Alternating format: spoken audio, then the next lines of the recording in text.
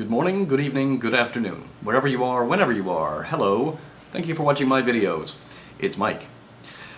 It's July 12th, 2009. Here's a few of the stories from around the world that really caught my eye over the last few days. First one, from today. Time to rip. QE oxygen mask from the banks. In the Telegraph today. Liam Halligan from the Economic Agenda wrote this piece. Now, QE, what's QE? That's quantitative easing, folks. You too can sound like you are an economist if you can say quantitative easing, credit default swaps, credit, collateralized debt, obligation, and so forth. However, quantitative easing, what is it? Of course, printing money out of thin air. Never mind. Interesting article here, though. Essentially going on about the fact that 99% of the UK's QE program has been in purchase of gilts. Now, one obviously questions, well, they're not buying the Treasury gilts because that's how they normally create money. What are these gilts that they're buying? They're buying gilts from the banks. £112 billion worth from the banks. In essence, secretly ferreting money back into the banks or recapitalizing them in anticipation of some upcoming shock, perhaps.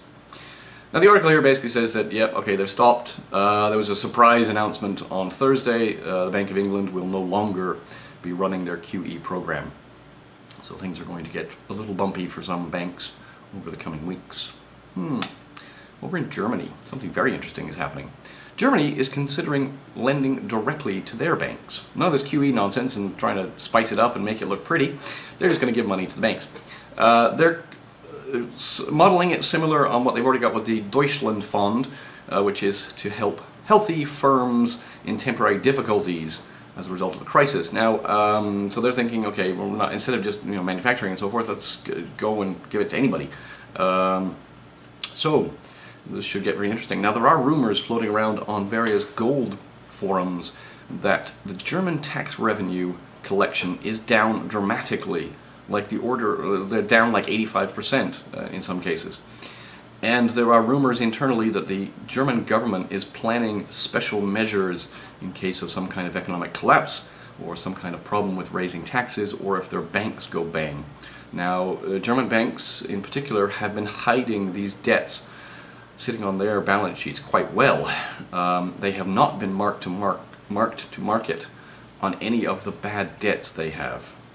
In other words, they're pretending that 700 billion euros worth of debts they've collected over the last 7 or 8 years somehow still have exactly the same value, which is a load of rubbish.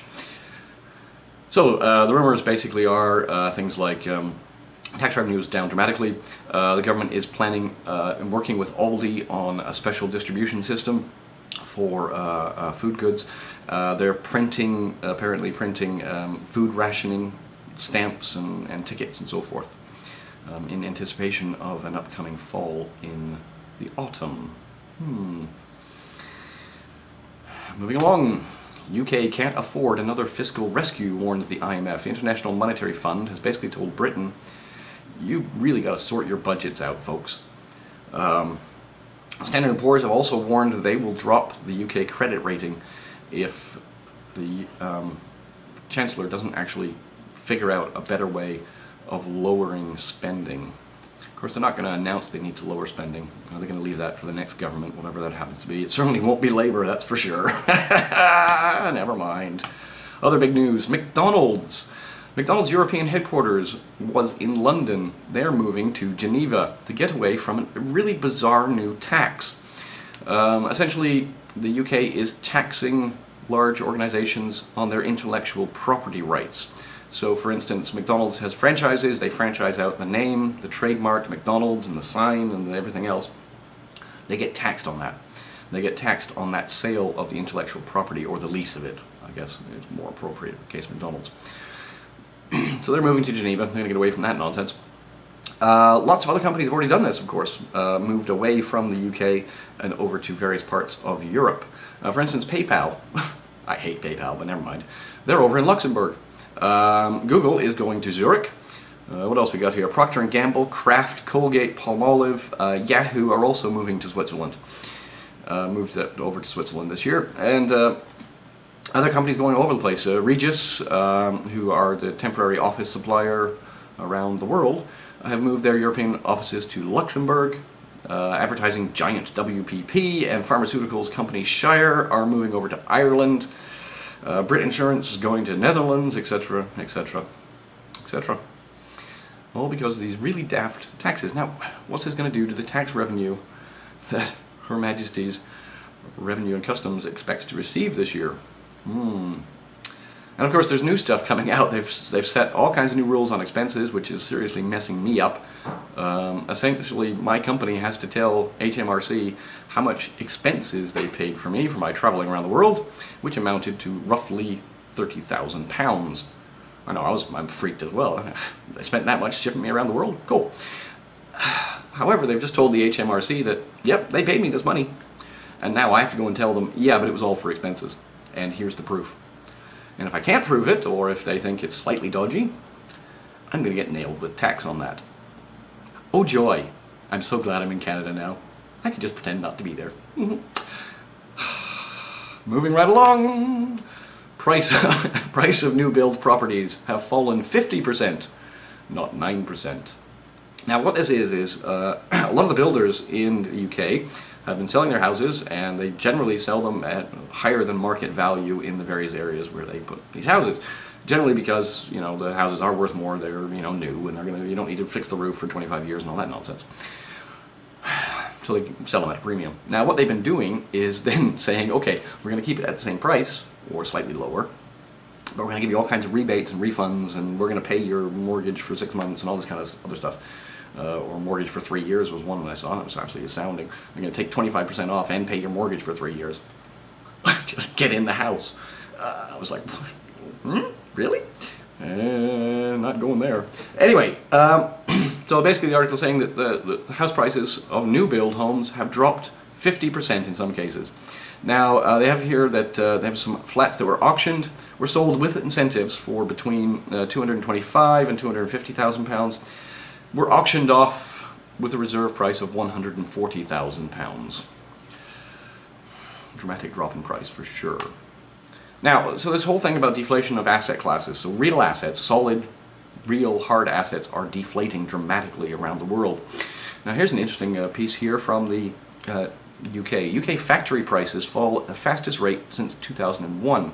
Now this is the producer price index, essentially saying, okay, we're actually shipping things out cheaper than we were a year ago. Which is good, you would think.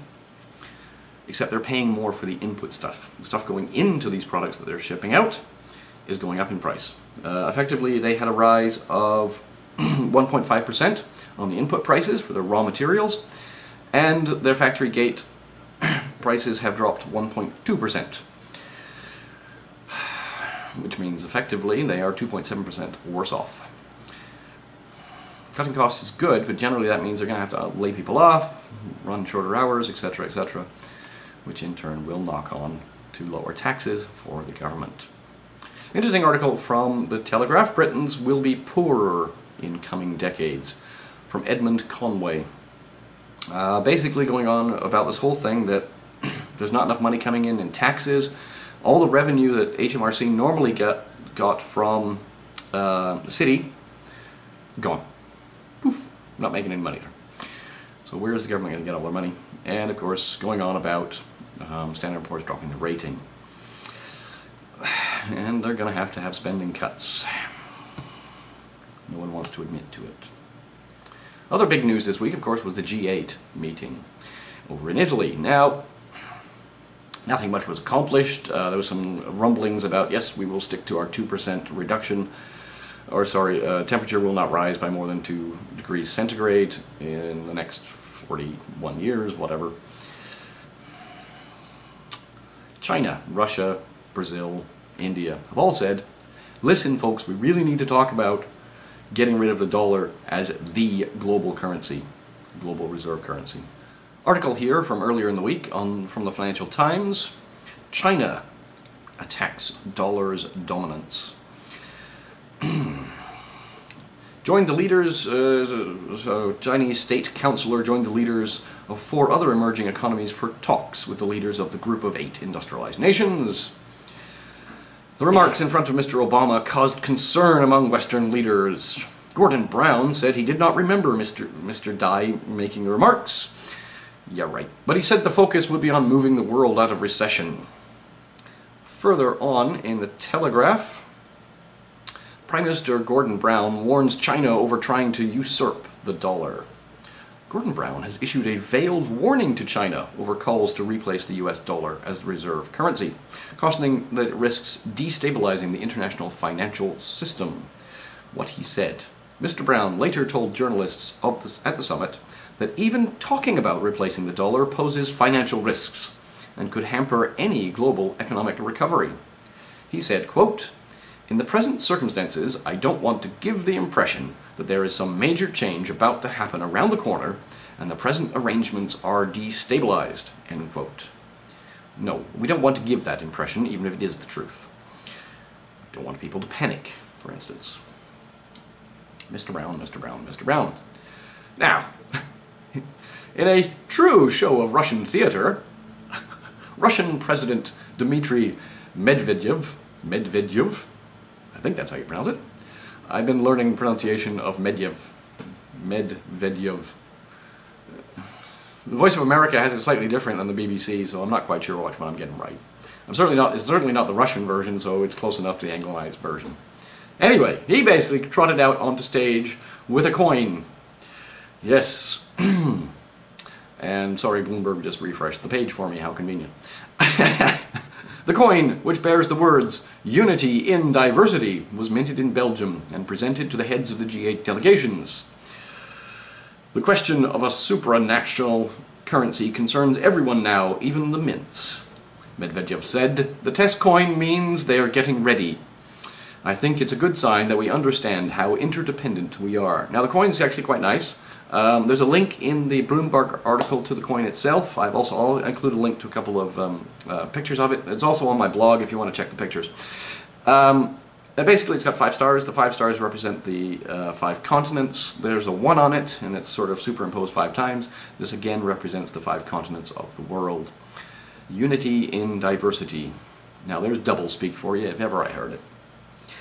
Included some links to the Voice of America pronunciation guide for Dmitry Medvedev. I can't say it. It's actually a very good guide here because it's got all of the major names you might need to say in a news report. So for those of you who have followed in my footsteps and are beginning to do news reports, thank you very much. Thanks for telling me, because of me, that's great. And you might need to stumble across some of these names. Here's how you pronounce some things.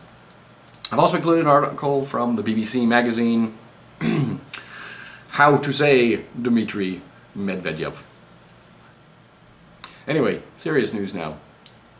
Over in the UK, swine flu seems to be really taking off. Now, earlier reports that I had said, they were expecting 100,000 cases a day in the latter part of the autumn, so going into September. It's starting to really pick up there. Swine flu deaths double in 3 days. Number of people known to have died after contracting swine flu has doubled in 3 days. 14 people have died in Britain after testing positive for the H1N1 virus. London and West Midlands have emerged as hotspots after a marked rise in the number of suspected cases this week. Now, of course, London and Birmingham are your major cities in the UK, so it makes sense. If you're in London, you might want to get out, but I'll explain why. You might want to go for a holiday somewhere for a couple of weeks. It'd be a really good plan. In England and Wales, 27,000 people contacted their GP about flu-like illnesses in a single week. The figures show it is estimated that of these, 8,000 would have swine flu. Health Protection Agency also disclosed that at least 335 people were having hospital treatment for serious infections, of whom 43 were receiving critical care. Now, this was Thursday. 60 of those in hospital are aged under 5. 47 were aged between 5 and 15. So, yes, it's impacting small people, as expected. However, there were 189 people aged between 16 and 64, and only 39 over 65. In other words, this flu virus appears to attack primarily healthy people. I am reminded of the Spanish influenza of 1918. What is this doing? Well, Essex patient becomes the first healthy Briton to die of swine flu. Now the name has not been released because of the family. The family doesn't want this guy's name to become known as, you know, patient zero sort of thing. But essentially, there was nothing else wrong with him. All he had swine flu, went into hospital, and died. So this Tamiflu doesn't seem to work terribly well, does it?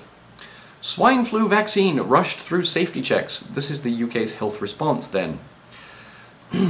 Vaccine against swine flu could be fast-tracked for use in Britain in just 5 days, with 130 million doses on order. They expect to vaccinate every person in Britain. What about those people who don't really want to get vaccinated? You know, these people that already are against the MMR vaccine, etc. They're not going to take it. What's the government going to do to force them to have these vaccines? So, if you're in London, get out. If you're in Birmingham, find somewhere else for a while. Go on holiday. Just go off to an island somewhere. Whatever you want to do. A little bit of a thank you to some people out there who have made mention of me, etc., or I have inspired. One fellow here, Urban Survivalist Show, Shane Richardson. Thank you, Shane. Has a couple of videos up here from his radio show. He was interviewing George Ure from urbansurvival.com. Some very interesting ideas in there, and this is the whole webbot thing and where that's going, but some interesting things. There's a number of wave theories that suggest that end of October, beginning of November time, there will be a serious drop in the stock market. Something's going to go bang. Now, webbots seem to think it might be nuclear, but who knows. Little shout to Mark over in Ireland, Nuggets of Truth. He has a competition running, and he made a parody of me, and I just thought it was hilarious, so you guys possibly should watch that. You have to make the hello a little longer at the beginning. Hello, this is Mike. Anyway, never mind. And finally, that's it, actually. Yes. So everyone have a good day. Have a good week. Peace, love, understanding. I will probably do a channel news to update you on what's happening around here. Okay.